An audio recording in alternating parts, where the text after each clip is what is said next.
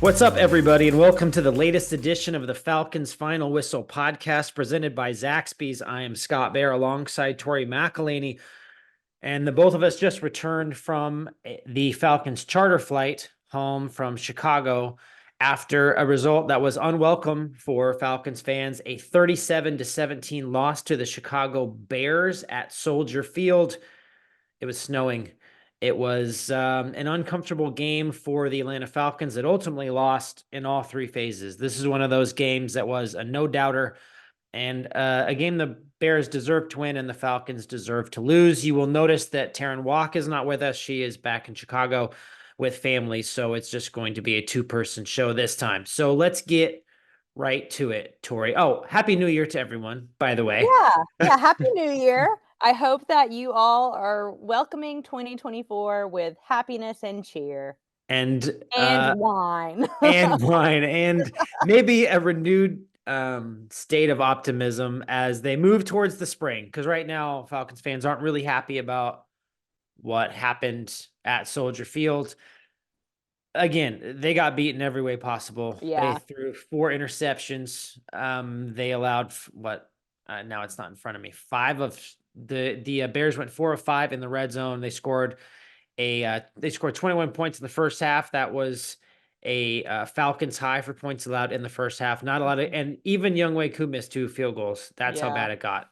Yeah, it was one of those things where it was, and Scott and I were talking about this in the press box, where it's like you look at the game last week, literally just last week, it was the most dominant and complete performance I feel like the Falcons had against the Indianapolis Colts. Like, leaving that game, I didn't really have a lot of complaints about the way that the Falcons played. And then you fast forward to this Sunday against Chicago, and it was almost like every single thing they did well in the Colts game, they did poorly in the Chicago game. Like, if we're talking about offense, obviously turning the ball over, having a tough time moving the ball downfield. I mean, outside of some explosive plays, it kind of felt like there were no like of those nitty-gritty runs of where you're picking up 3 or 4 yards. It was either 75 yards or 35 yards, or it was 1 or 2. And I don't know. And then you switch over to the defense, and like what Scott said, the Bears scored 21 points on the Falcons in the first half. That's not only the most points scored on this Falcons team in the first half to this point, it's also more points scored on this defense than 8 other games that Wow. they have played this year. And that's such a wild concept. And to put up 37, that's the most, I believe that's also the most points scored against this defense It in is. 2023. So overall, I mean, it really did feel like DJ Moore could do no wrong. I mean, it's felt that way with DJ Moore and the Falcons for a couple of years now, but it felt exceptionally so in this game. And then there's also, I mean, then there's special teams. And, you know, I know for a fact, of course, Younghoe Koo would love to have those 2 missed field goals back. And maybe those missed field goals changed the way that you felt kind of coming out of halftime. But at the end of the day, I mean, I think Taylor Heinicke probably said it best, where it's like the story of this 2023 Falcons team has been turnovers and missed opportunities. And that's exactly what this game was in a nutshell. And for it to kind of come on the heel of a win last week that felt so good, it's just kind of, it's almost the juxtaposition that you just like did not want for this team when you felt like they finally had it together last week.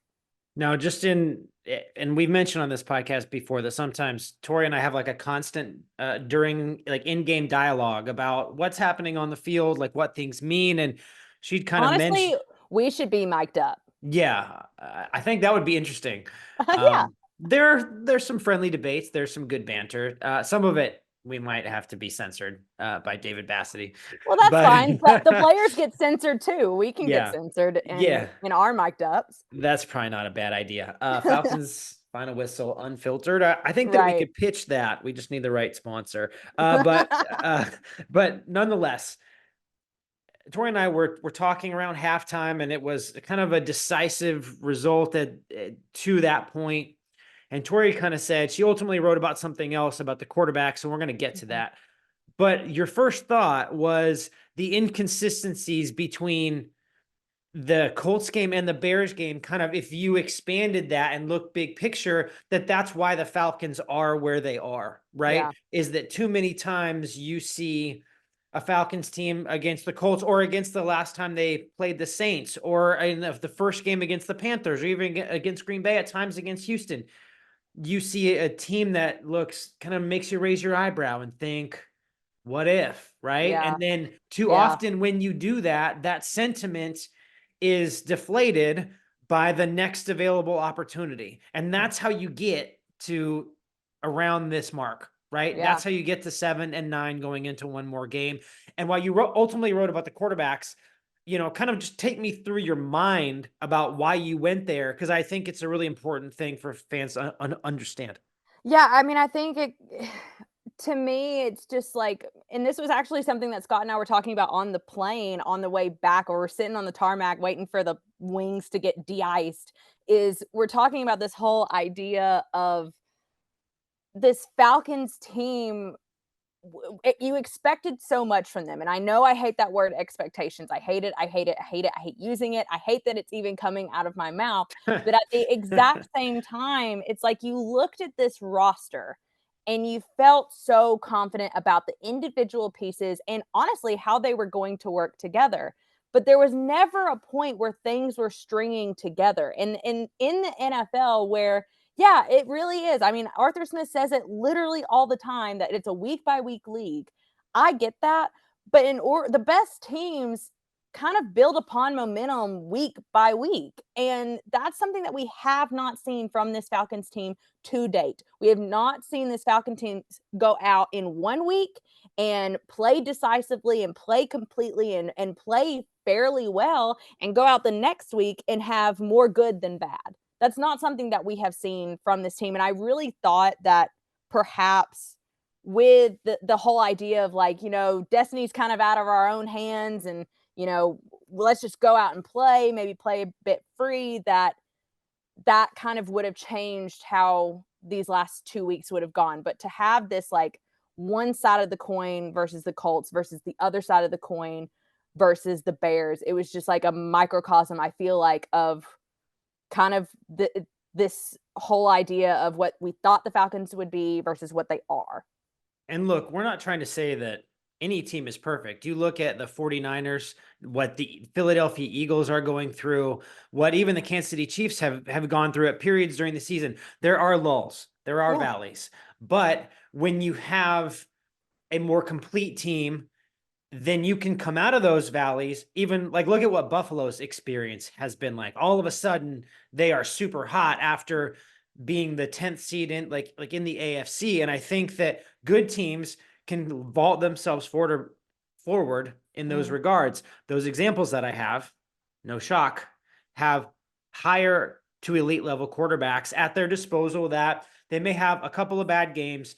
Stick with them because Josh Allen / Patrick Mahomes / Brock Purdy's in the conversation now, or Jalen Hurts, that those guys will eventually get on a run and lead you toward good things and help those playmakers do what they do best. Falcons are not in that category, and that's what you wrote. And you wrote what I would consider a critical yet fair depiction of what the Falcons quarterback experience has been this year and over the course of the last 3 years.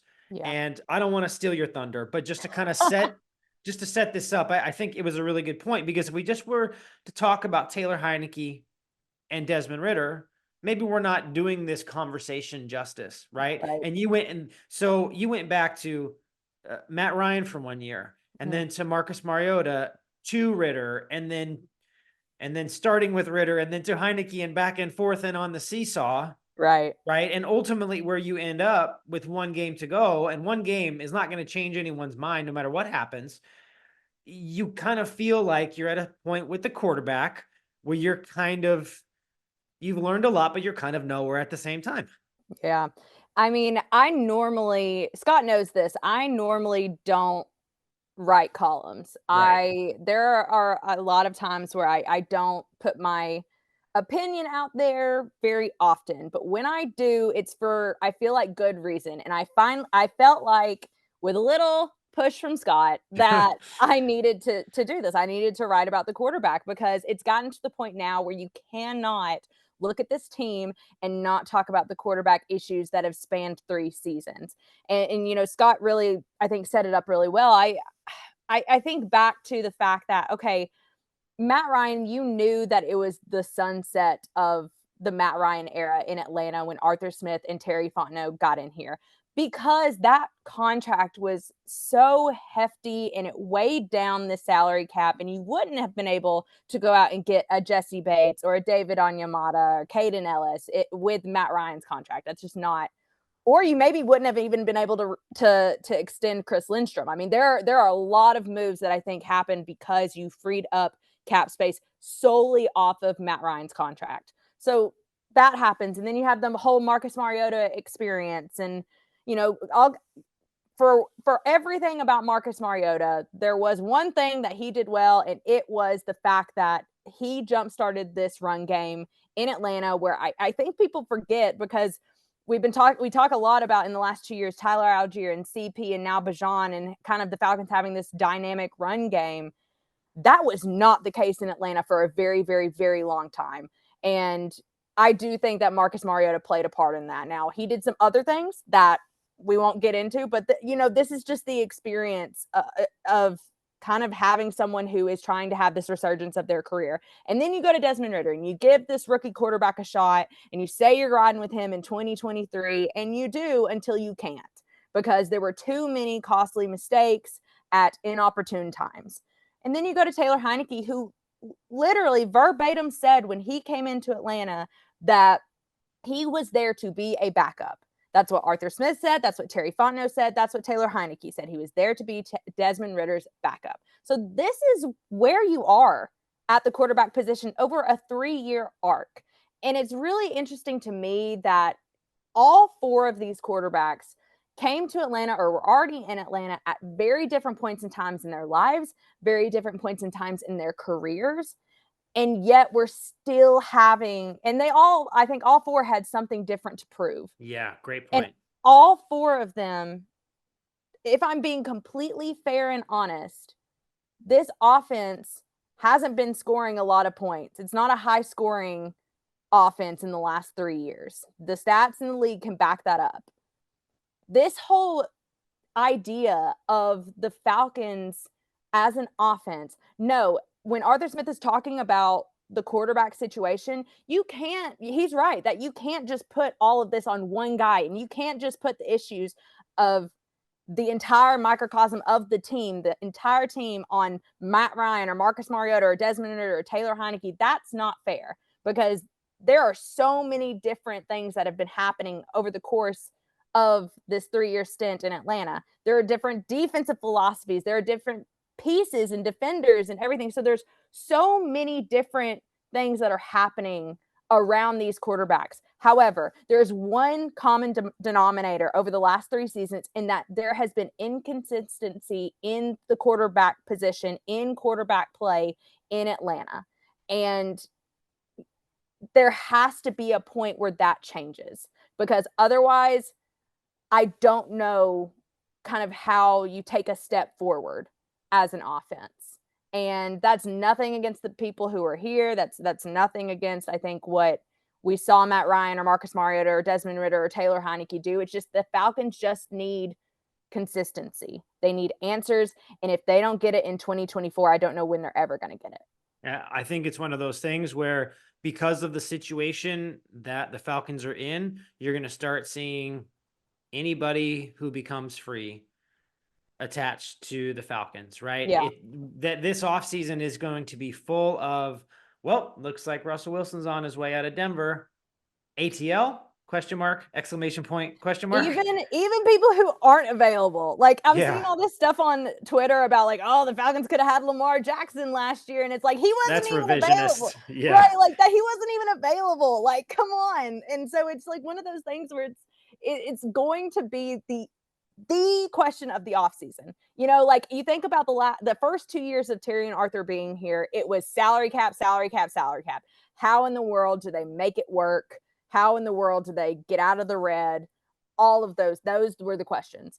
The third year, this past year, it was like, it was still salary cap. It was still like, oh my gosh, they have all this money. Wow, what are they going to do with it? They have the number 8 overall pick. They go out and get Bajan. Like, it's like, woo, like so exciting, blah, blah, blah. Now it's, what the heck are you going to do at the quarterback position? That is question number one. And honestly, that's kind of the only question I have for this team going into the offseason is kind of like, what the heck are you going to do at quarterback? Because at this point, we're kind of riding this quarterback carousel, and you're going to get dizzy at some point. Yeah, it's just something that ultimately needs to get figured out. And I think it can't be accomplished with half measures. And what I mean by that is the last big move that they made was trading Matt Ryan, which obviously was a big move because of the salary cap implications and all of those other types of things about getting right. But going with a third round, pick in Desmond Ridder, they felt a certain level of confidence. You have Taylor Heinicke, who we know what he can do. And ultimately, those things kind of haven't worked. And Marcus Mariota was never really a long-term solution with the way that it was looked at. So what do you do to go and make that big move? It has to be a high value asset. And what I mean by that is a whole lot of cash, like $25 to $40 million cash, yeah, or a high value draft pick or or draft picks in a trade asset. That I think that is the stage ultimately for how this thing gets worked out. Now, look, at some point during the offseason, we're going to hear from Chairman Arthur Blank about the future of, Falcons brass. And we're not going to get into that. There's going to be plenty of time for that too. But I think that once you kind of get that figured out, and then you really address, no matter what happens there, you still absolutely have to look at this quarterback situation and what happens moving forward. Now, look, we do these question of the week podcasts. You're going to hear lots of Falcons Final Whistle special episodes. So let's not jump the shark on all those in that series right now. We'll get there. No doubt. But let's just address one final thing, Tori, is that, look, everybody in the Falcons locker room kind of took solace in what was a pretty lopsided defeat. Yeah. With "we're not out of the fight." That's a quote from Jesse Bates. You heard a variation of that phrase from Calais Campbell and Drake London and Taylor Heinicke, who said a bad word at the podium that I had to change. That Scott didn't keep it in his story. He changed it to crappy. I was really like, where's the integrity of the quote? Like, that's what integrity of the quote. We run a parental guidance website, Tori, most of the time. But yeah, so we saw a variation of that. And quick summation, the Falcons are not out of the race for the NFC South. The wild card kind of pie in the sky at this point. Let's just call it that. But ultimately, when you look at it, because the Bucs lost, now the NFC South will be decided in week 18. If Tampa Bay beats Carolina, they win the NFC South, put a bow on it. If that doesn't happen, if the Panthers win, the 2-win Panthers win, by the way, they lost 26-0 against the Trevor Lawrence-less Jaguars team. Then it comes down to Falcons at Saints. Saints win and Bucs lose. Saints take the title. If Falcons win, and all three teams are at 8-9 because of what's called head-to-head between the three teams who are tied for first place, the Falcons get that one. So it's still technically possible, and that's what's going to spur this Falcons team forward and teach them to really kind of cut this game off, quarantine it, and move forward. Now, look, not like Twitter mentions are the be-all, end-all here, but in a story that I wrote kind of mentioning that, saying they have to play better and that it doesn't solve all the problems, there's a level of frustration that, gosh, we shouldn't have been there, or this is a predicament now, they lost control. It's tough to put odds on it, but I think it's a pretty difficult mountain to climb, but not impossible. Stranger things have happened, but that's going to be a lot of things that are talked about moving into week 18. I think it's only fair for us, Tori, that we kind of say, look, that doesn't mask, even if they make the playoffs, doesn't mask all the issues that they have here. Yeah. But they are still alive. That is a scientific fact. You're right. You're right. And I think, I mean, at the end of the day, those two games are going to be happening simultaneously. So we're going to know, like, up in the press box, and probably all of you listening who watch the games at home, you'll be able to watch these games happening simultaneously, and you'll kind of know one way or the other before the players on the field do. And I think that for me, it's like I want to see this Falcons team, regardless of kind of what happens around them, that they show us who they should be.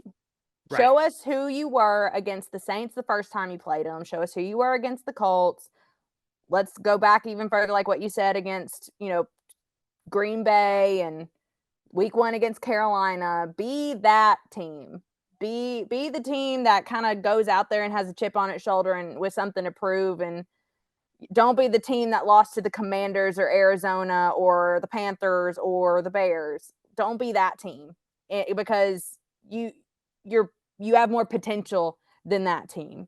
And that's kind of just what I want to see. And if the Falcons beat the Saints and meanwhile Tampa Bay beats the Panthers, okay, you can, I don't know if you can live with that, because you still do have the loss to Carolina. You still have the loss to Arizona. You still have the loss to the Commanders. And it's tough. It's tough because I didn't think this is where the Falcons would be at this point in the season. It's frustrating. I think everybody in the locker room, coaches have all said that. So what do? There's nothing you can do. You just got to go out and try and win and just kind of hope you get some help along the way. But that doesn't, exactly like what you're saying, that doesn't mask the issues that they have to fix in the next offseason if they want to be contenders, because they have to be contenders next year. They just have to. Yeah. And I think that that's an important outlook, right? That what can they show themselves? What can they show Falcons fans in this last game? And then you let the chips fall where they may, because they ultimately lost control of their destiny with those consecutive losses to the Bucs and the Panthers. Sitting in this situation, the Falcons are still definitely trying to make the best of it. And as we try to get a firm evaluation on what this season was, what this season wasn't, where it went right, where it went wrong, and ultimately what types of changes are going to come during the offseason. So I feel like that's a good setup for one more week of the regular season and then on into the offseason. So let's just say Happy New Year, and thank you so much for listening, rating, reviewing, and subscribing to the Atlanta Falcons Podcast Network and this specific series, the Falcons Final Whistle podcast presented by Zaxby's. It's New Year's Eve. It's 10:37. We're going to enjoy heading towards midnight. So for Tori, I'm Scott. Thank you so much for downloading and listening. You guys are awesome.